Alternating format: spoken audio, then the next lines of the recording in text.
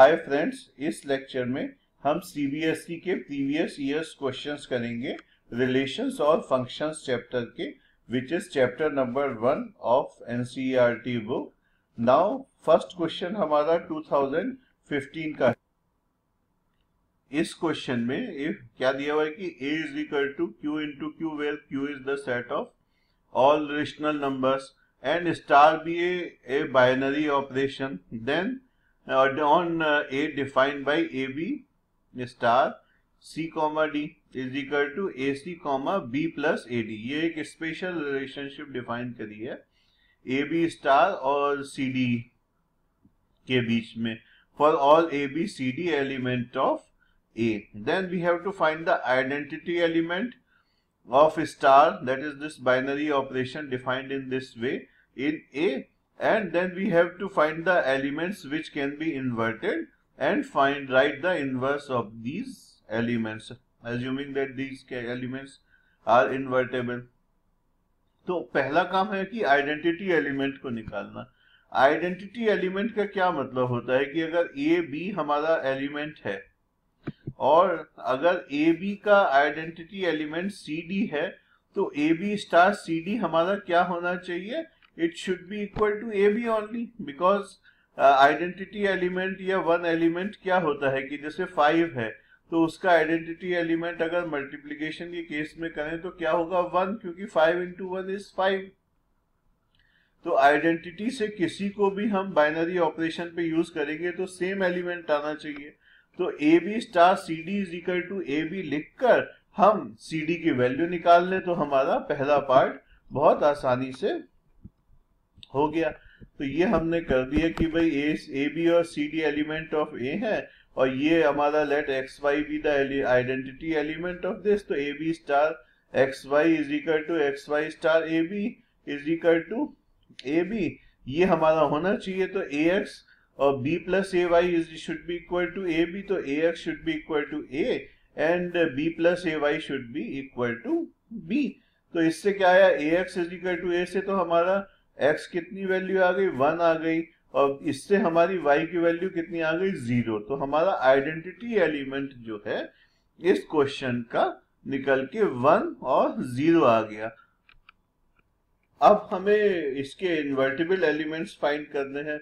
तो invertible elements क्या होंगे कि अगर कोई ए बी हमारा इन्वर्टेबल एलिमेंट है तो उसका इनवर्स निकाल के देख लेते हैं कि भाई किस किस के निकल के आते हैं, वो इन्वर्टेबल हो गए।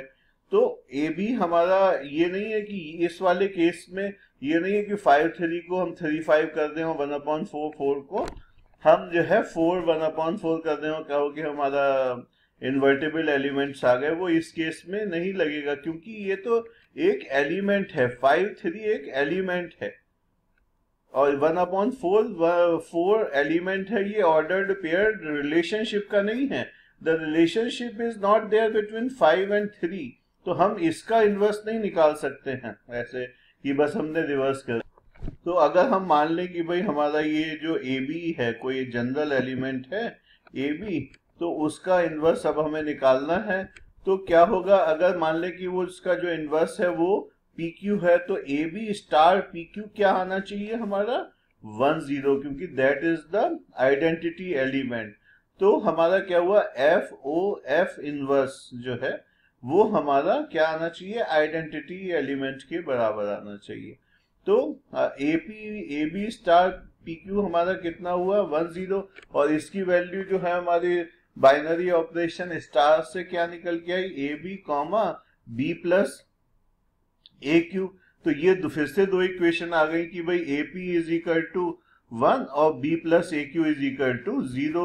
इन दोनों को सॉल्व किया तो हमारी वैल्यू पी की निकल के आ गई 1/a एंड क्यू की वैल्यू निकल के आ गई हमारी माइनस b/a। तो ए बी का इनवर्स हमारा हो गया 1/a back comma minus b/a। ये हमारा इनवर्स निकल के आ गया।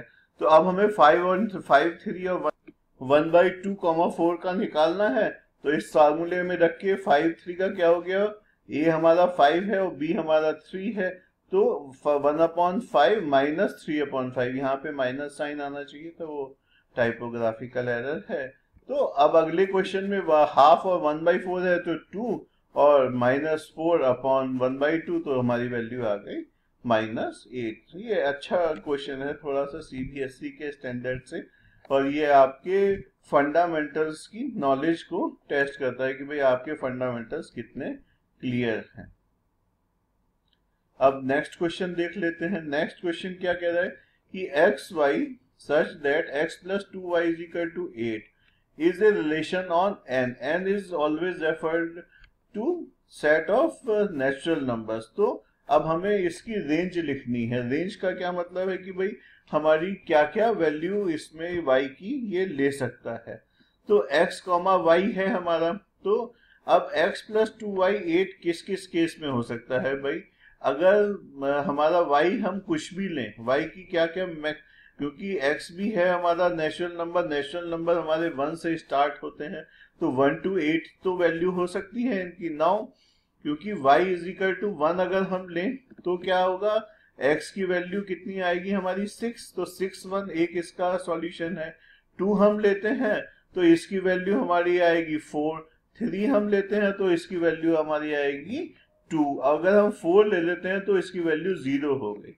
तो ये तो रेंज के बाहर चला गया ना, तो हमारी वैल्यूज क्या क्या आ गई, 6 1 4 2 एंड 2 2। तो ये हमारा इस केस में निकल के आ गया कि हमारे कौन कौन सी जो रिलेशनशिप को सेटिस्फाई कर रही हैं वो वैल्यू कौन कौन सी है, 6 1 4 2 एंड 2 3।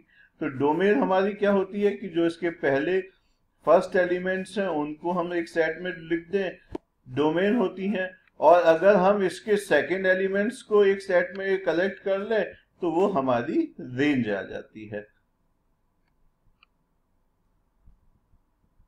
रेंज हमारी क्या हो गई, 1 2 3 1 1 2 और 3, ये हमारी इसकी रेंज निकल के आ गई। तो ये बहुत ही सिंपल क्वेश्चन था 2014 का।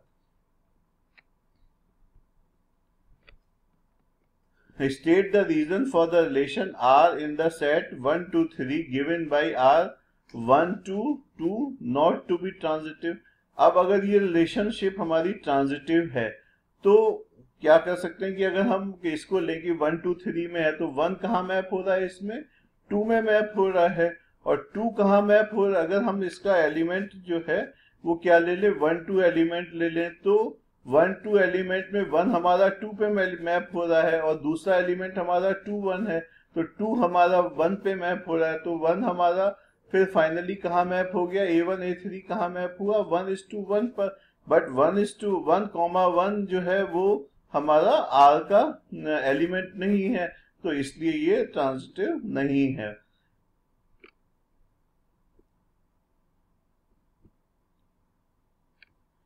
इस क्वेश्चन में हमें प्रूव करना है कि अगर a हमारा दे रखा है कि 1 2 3 4 5 और ये रिलेशन क्या दे रखा है, a, b such that modulus of a minus b is even, हमें प्रूव करना है कि ये रिलेशन इक्विवेलेंस रिलेशन है।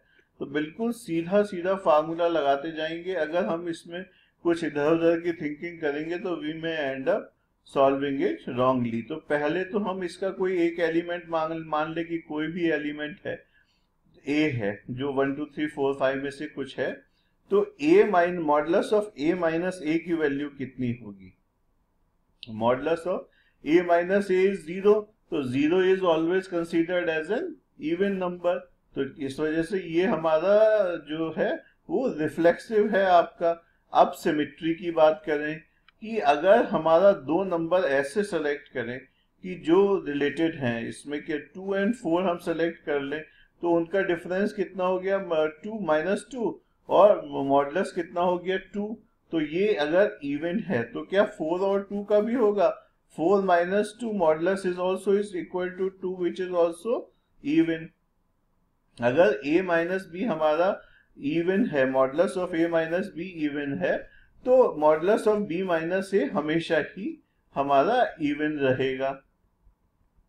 नाउ हमारी तीसरी प्रॉपर्टी है, अगर हमारे को ट्रांजिटिव वाली की, अगर a माइनस बी हमारा modulus of a minus B even है, a b is part of this set, तो और b माइनस c भी हमारा इवन है क्योंकि b c part of the set, तो हमें प्रूफ करना है कि भाई AC भी इसका एलिमेंट होगा रिलेशनशिप का।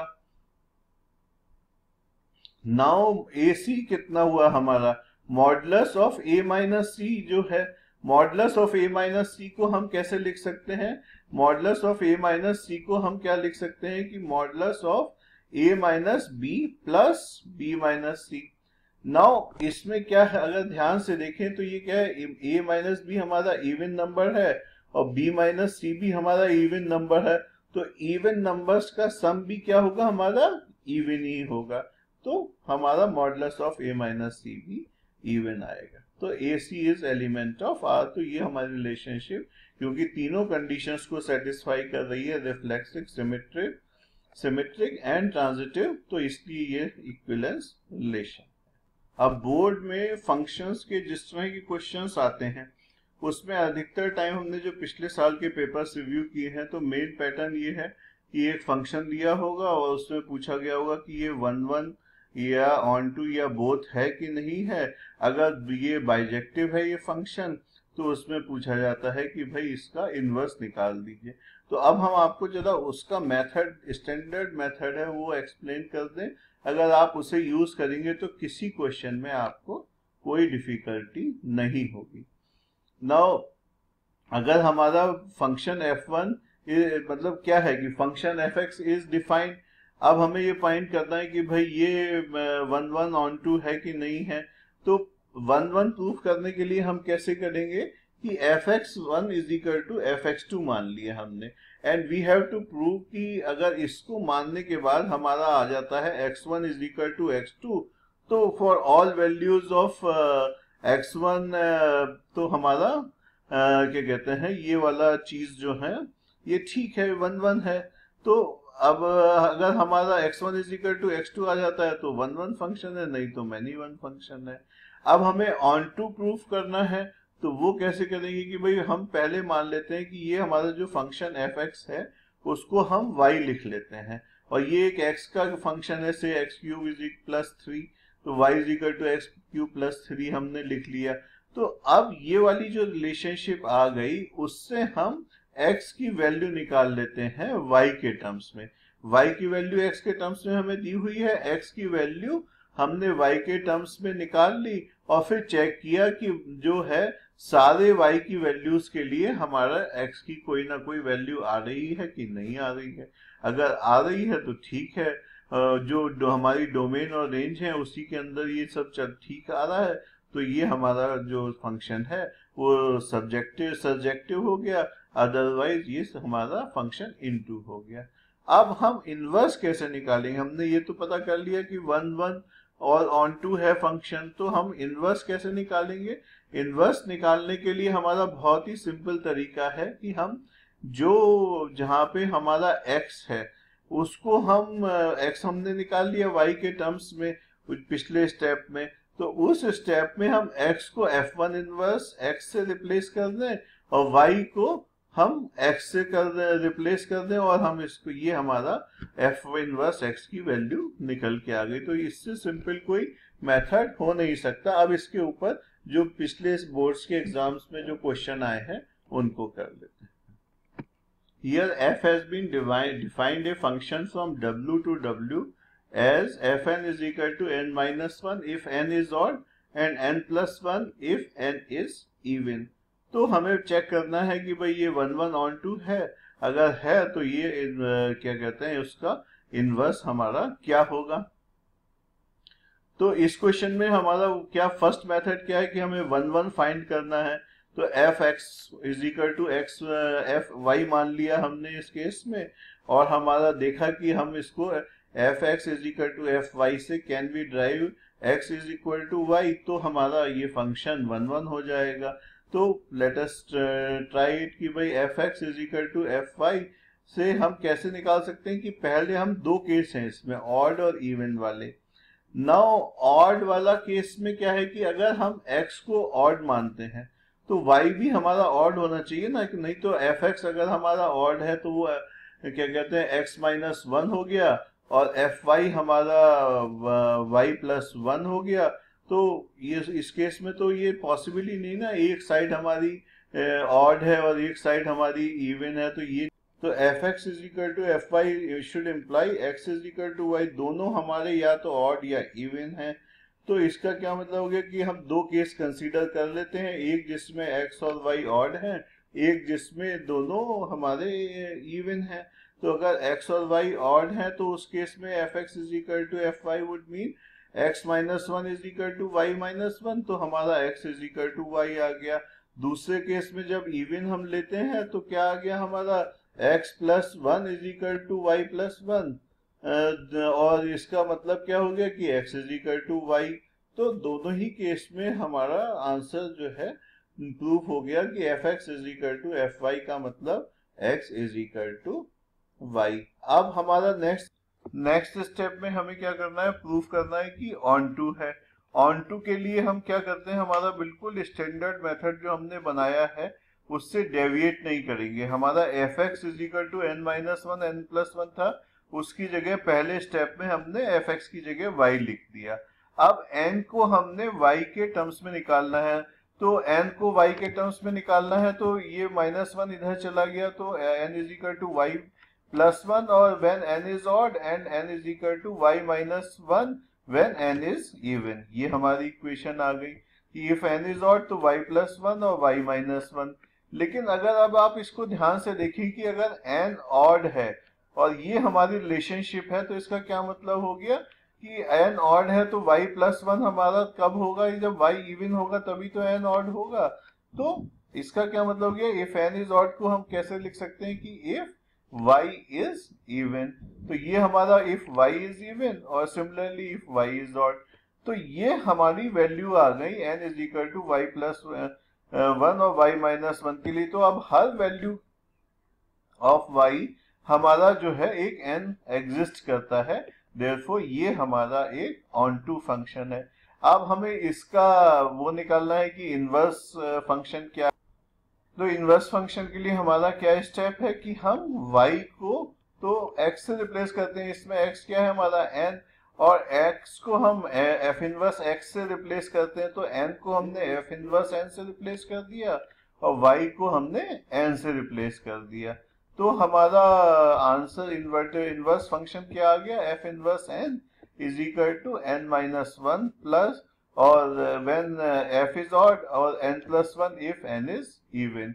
बट यही तो हमारी fn की डेफिनेशन थी, तो इसका क्या मतलब निकल के आया कि f inverse n is same as fn, तो f inverse n is equal to fn। अब ये क्वेश्चन में अगर आप हमारे बताए हुए मेथड से डेविएट करेंगे, जो हमने थ्योरी में अभी आपको बताया, तो फिर बड़ी मुश्किल हो जाएगी। तो please do not deviate from the method told by us in the exam. Next question है हमारा कि if the function F R to R be given by F X is equal to X square plus two and G R to R be given by G X X upon X minus one, then find F O X G and G O F and then hence find F O G two and F G O F minus three. ठीक है, ये भी बहुत simple question है, straightforward question है। तो F O G X की value निकालनी है, तो एफ ओ जी एक्स कितना होता है, एफ जी एक्स होता है हमारा। अब जी एक्स की वैल्यू हमने क्या लिख दी, X upon X minus one, तो F X upon X minus one. तो इस वाले एक्स की जगह अब हम X upon X minus one रखेंगे, तो क्या आ जाएगा, X upon X minus one whole square plus two. तो ये हमारी वैल्यू आ गई, यहाँ पे ये है x minus one, X upon X minus one whole square plus two. तो इसको हमने सॉल्व कर लिया, तो हमारा इसकी एफ ओ जी की वैल्यू हम इसको कर सकते हैं कि एक्स स्क्वायर और X two X minus one square, इन सबको हमने सॉल्व करके एफ ओ जी की वैल्यू हमारी three X square minus four X plus two आ गई। तो एफ ओ जी टू की वैल्यू क्या आ गई हमारी, सिक्स आ गई। नेक्स्ट स्टेप हमारा क्या है, जी ओ एफ फाइंड करना है, तो जी एफ एक्स हो गया। एफ एक्स की वैल्यू हमने लिख दी इसमें जो x upon X minus one, और फिर उसमें जी ओ एफ में एफ एक्स की वैल्यू लिख दी और उसको सॉल्व किया, तो हमारा जी ओ एफ की वैल्यू कितनी आ गई, x square plus two upon x square plus to minus one. तो ये हमारा क्वेश्चन सॉल्व हो गया। तो इसमें अगर -3 की वैल्यू निकालनी है तो हमारी वैल्यू 11 चीज हमारा नहीं हो पाएगा। तो ये क्वेश्चन हमारे वही पुराने पैटर्न का है कि we have to find whether it is 1 1 and on 2, और हमें उसको एफ का फिर इनवर्स निकालना है। तो 1 1 के लिए हमारा सीधा साधा स्ट्रेट मेथड है कि fx1 is equal to fx2 हमने करा, उसको सॉल्व करना शुरू किया और फिर प्रूव किया कि भाई x1 हमारा x2 के बराबर आता है कि नहीं। तो इस केस में ये x1 x2 के बराबर आ गया। तो ये हमारा f1 ये 1 1 फंक्शन हो गया, दैट इज इंजेक्टिव। अब ऑन टू के लिए हम क्या करते हैं कि fx को हम y मान लेते हैं, और y हमने माना और फिर हमने x को वैल्यू जो है y के टर्म्स में निकाल ली। तो हमारा x is equal to 6y plus 3 upon 6y minus 4 आ गया।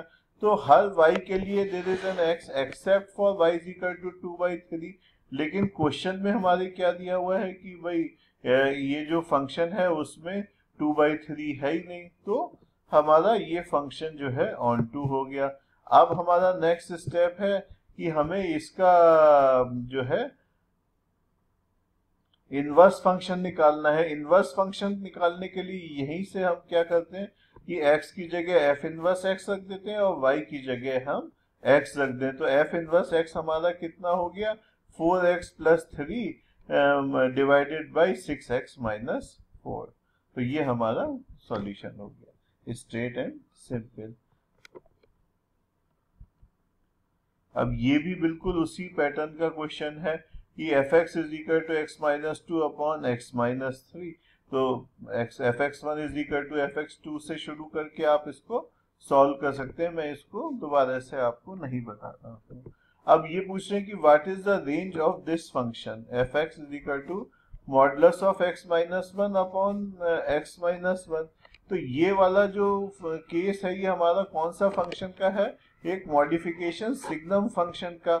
उसमें क्या होता है fx is equal to modulus of x upon x minus 1। तो उसकी वैल्यू क्या होती है, it is equal to 1 if x is greater than 0 and minus 1 if x is less than 1। तो हमारा 0, तो उस और 0 होती है वैल्यू जब x की वैल्यू हमारी 0 होती है। ये हमने सिग्नम फंक्शन की डेफिनेशन में पढ़ा था। तो उसमें ही हम बस x की जगह x माइनस 1 रख देते हैं।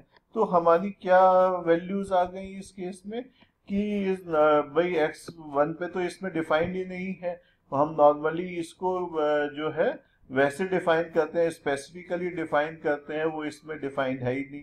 तो अगर हम हमारा x इज तो x ग्रेटर देन 1 के लिए तो इसकी वैल्यू हमारी 1 आ गई, और x लेस देन हमारा 1 के लिए इसकी वैल्यू कितनी आएगी, वो हमारी वैल्यू आएगी -1। वो कैसे आएगी वो भी देख लेते हैं। तो x लेस देन 1 के लिए fx ये मॉडुलस ऑफ x माइनस 1 हमारा माइनस x माइनस 1 हो गया, ये कैंसिल हो गया, तो -1 हमारी वैल्यू आ गई। इस क्वेश्चन में fx और gx दिए हैं, x एलिमेंट ऑफ r है, FOG7 की वैल्यू हमें फाइंड करनी है। तो FOG7 क्या हो गया हमारा, FOGX क्या होता है FGX। तो gx हमारा कितना है x माइनस 7। तो अगर हम अब इसमें gx x माइनस 7 की वैल्यू निकाल लेते हैं, तो x माइनस 7 प्लस 7 तो कितनी हो गई, x हो गई हमारी x। इसकी FOGX की वैल्यू हमें निकालनी है, FOG7 की वैल्यू, तो कितनी आ गई हमारी वैल्यू 7 आ गई।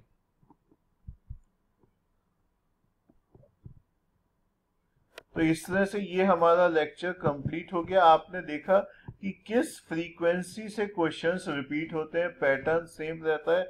तो ये जो सीबीएसई के प्रीवियस ईयर्स के क्वेश्चन करना बहुत ही जरूरी है। किसी भी model paper, guest paper, sample paper से जरूरी है कि प्रीवियस ईयर के क्वेश्चंस हर टॉपिक वाइज आप करें, जो हम आपको वीडियो के द्वारा हर टॉप चैप्टर के कराएंगे। Thank you.